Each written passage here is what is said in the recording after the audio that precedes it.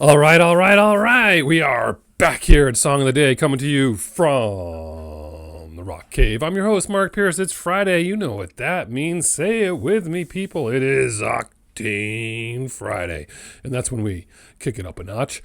I'm glad to be back doing some episodes here. Hope you enjoyed a little air supply yesterday. Yes, some of you naysayers were like, wait, what? This is the Rock Cave.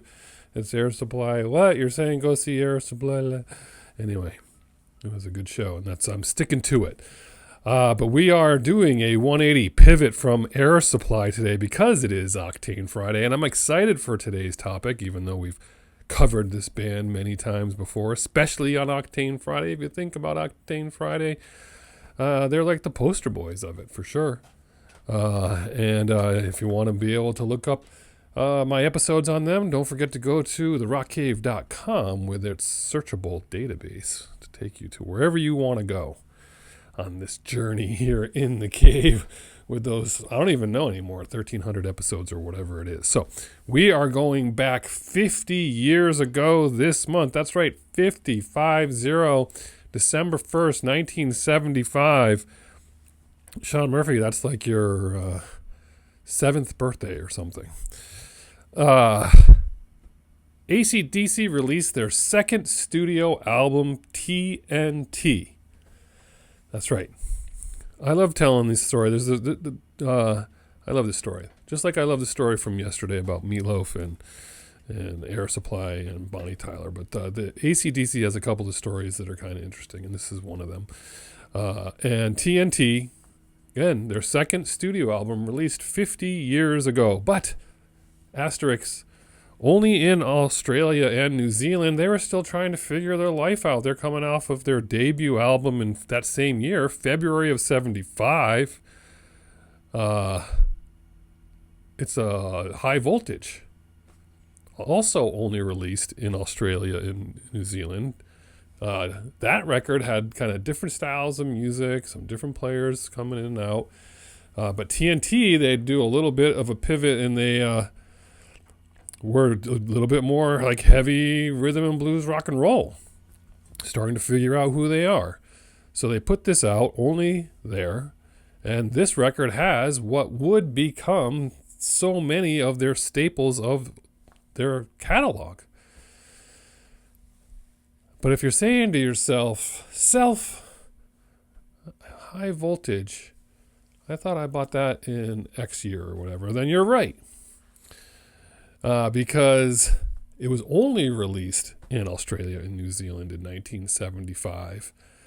Then they start picking up speed with this record. They get signed to a label and they put out an international release of it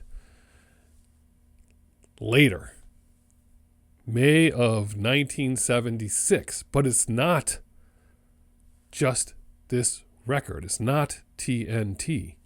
It's T.N.T. and High Voltage merged together.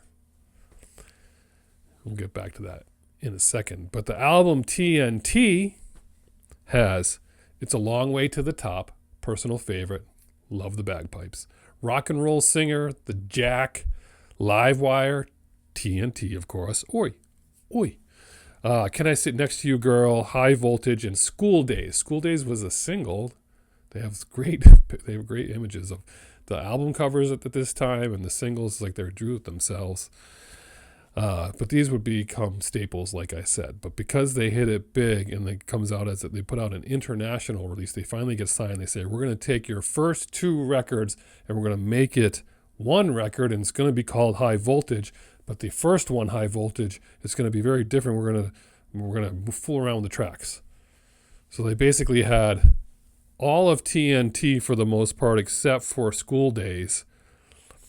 And they added She's Got Balls and Little Lover.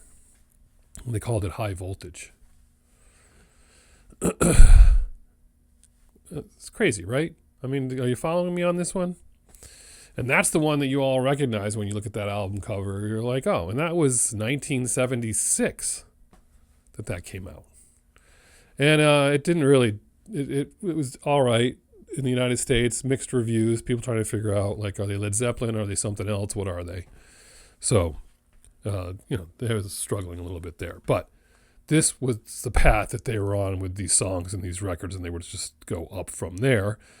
The other AC/DC story that I like to tell because it clears some things up for people if you're thinking about your childhood is Bon Scott dies, right? And of course, in 1980, they have Brian Johnson and they put out Back in Black. And that just changed everything, stratosphere, millions of records. I mean, just insane, right? And whenever I talk about AC/DC to my wife, Sarah, who's very well tuned into music, she's got a lot of music knowledge. She could go toe-to-toe with me. But she does say, maybe because she's not paying attention too much or wasn't listening, she's like, I can never tell like who's singing, like who's who. Like, I don't know if it's Brian Johnson or if it's Bon Scott. Fair. And that was true for me as a kid when that happened, because their third record was called Dirty Deeds Done Dirt Cheap. Are you following me? Their third record was released only in Europe and New Zealand, and guess what? 1976. The same year that they put out High Voltage remixed, remade internationally, they still had only released Dirty Deeds Done Dirt Cheap in Europe and New Zealand. I remember going to the store as a kid around 1981 or so and buying Dirty Deeds Done Dirt Cheap. I remember looking for it. I remember being like, oh, I need this record, right? So I buy that, 1981, 1 year after Bon Scott's death.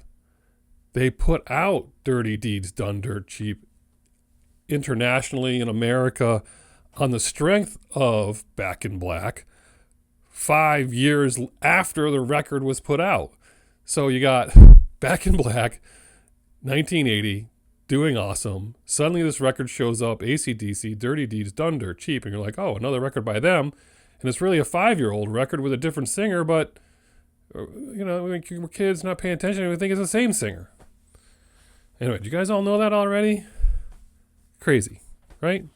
Nowadays it'd be easy. You just see it on the internet. That's it. So anyway, that's my AC/DC story. I did get to see them tour. I saw them for the Heat Seeker tour around 1988. Amazing show at Worcester Centrum. They are touring again. They're doing a stadium tour in 2026. If you want to be able to catch them, check that out. But you are listening to AC/DC today on Octane Friday, another 8-minute episode. Your song of the day is T.N.T. It could be. It's a long way to the top with that bagpipe. I mean, that the video is killer. We'll post that below, but has to be T.N.T. Oi, oi, oi, because I'm T.N.T. You don't want me to sing yet, do you? That's your song of the day, people. Listen to AC/DC today. It's Octane Friday. Let's see when we can get another episode in. We shall see. Have a good one, and as usual, I'll catch you on the flip side.